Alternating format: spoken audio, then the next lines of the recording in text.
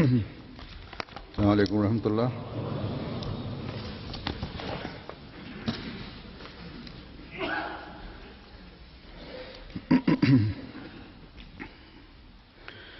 أشهد أن لا إله إلا الله وحده لا شريك له وأشهد أن محمدا عبده ورسوله أما بعد فأعوذ بالله من الشيطان الرجيم بسم الله الرحمن الرحيم الحمد لله رب العالمين الرحمن الرحيم مالك يوم الدين إياك نعبد وإياك نستعين اهدنا الصراط المستقيم صراط الذين أنعمت عليهم غير المغضوب عليهم ولا الضالين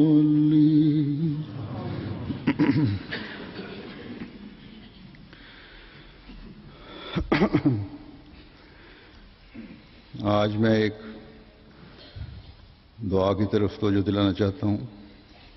Hazur says that today I would like to draw attention towards a prayer which relates to the entire Muslim world.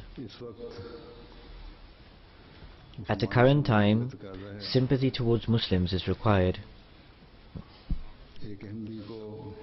The love that an Ahmadi has for the Holy Prophet, may the peace and blessings of Allah be upon him, and the love that he should possess for the Holy Prophet, peace and blessings of Allah be upon him, this requires of him that whoever attributes himself to the Holy Prophet, peace and blessings of Allah be upon him, and recites the kalama, the Muslim creed, and whoever calls himself a Muslim, and whoever as a result of being a Muslim is being targeted and hurt in any way,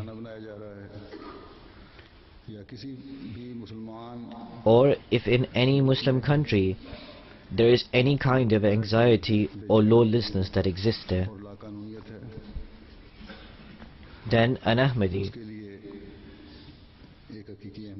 who is a true Muslim, he should pray for this.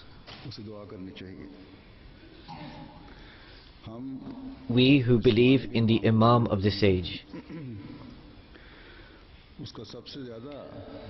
the foremost responsibility of ours is that out of sympathy towards Muslims, we should demonstrate this empathy emphatically more than anyone else. When in the Bai'at, the oath of allegiance, we pledge to sympathize with ordinary creation, then for the sake of Muslims, we should and need to express these sentiments to the greatest degree. We do not have worldly governments or means through which we can practically help Muslims or help any country in need.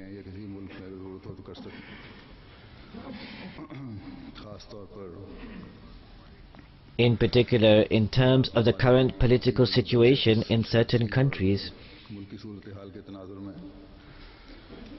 we do not have the resources to go and help them. Indeed, we can pray. And every Ahmadi should pay attention to this. Or those Ahmadis who live in such countries, or they are residents in these places where nowadays there is turmoil or certain problems have arisen, then these Ahmadis, as well as prayers, If they have any links with the people at the helm of affairs in the government or with politicians, then they should draw their attention towards the fact that rather than give priority to their personal interests,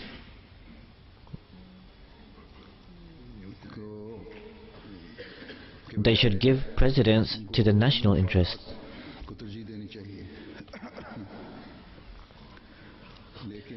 However, apart from but a few instances, normally Muslims in authority, or those who when they come into powers, or political leaders when they come into authority, or those who come into power in any way, shape or form, they forget their obligations and their duties owed to the people.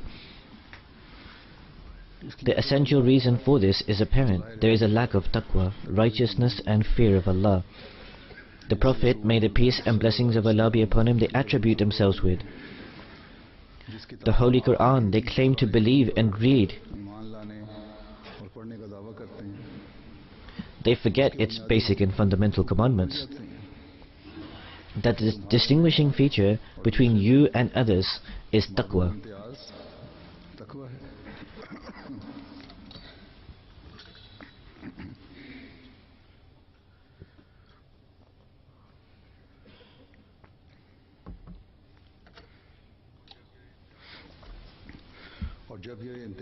So when this distinction no longer remains, then it is obvious that attraction of the world and greed for the world engulfs them.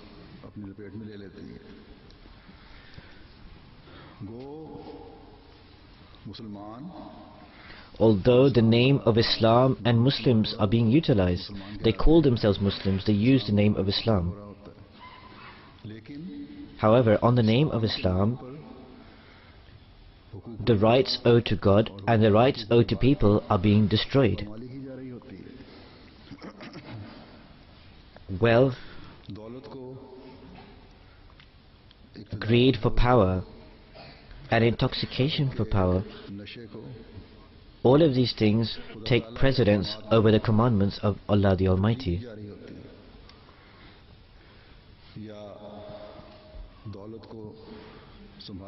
Or in order to control and maintain their wealth, to strengthen and perpetuate their power, they rely on assistance from foreign countries.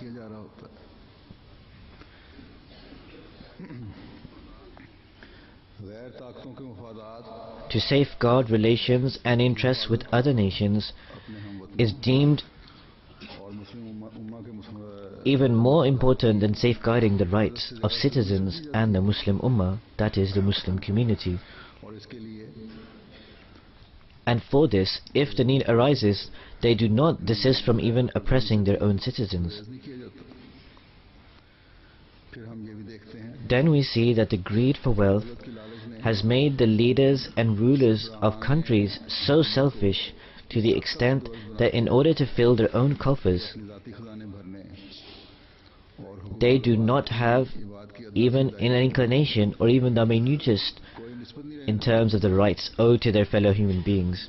If they keep 100 of something for themselves, then they give one of those to fulfill the rights of others.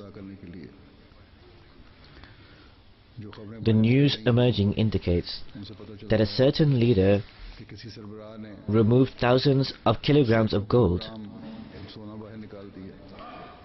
while somebody has filled their basement with treasure.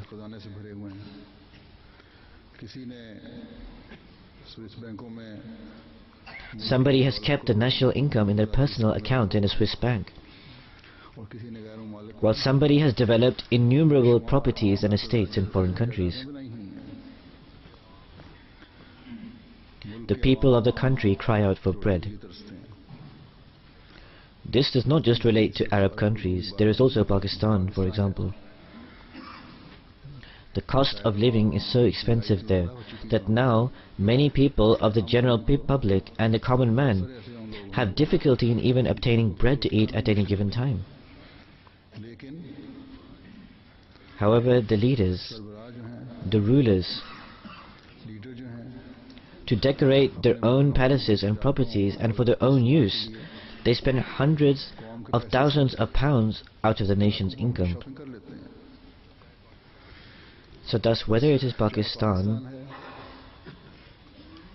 or whether it is the countries of the Middle East, or whether it is certain countries of Africa, Muslim leaders and rulers who have a guiding book, a shariat, a law and a practice of the Holy Prophet ﷺ,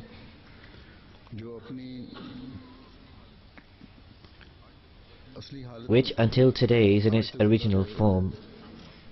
Despite having such an abundance of guidance, these people are utterly annihilating the rights owed to God and the rights owed to His people.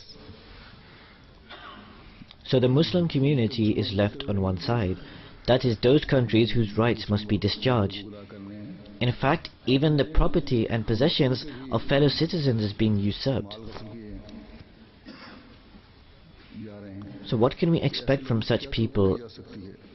That they will lead the government treading on the path of taqwa, or that these people can lead the government in this manner.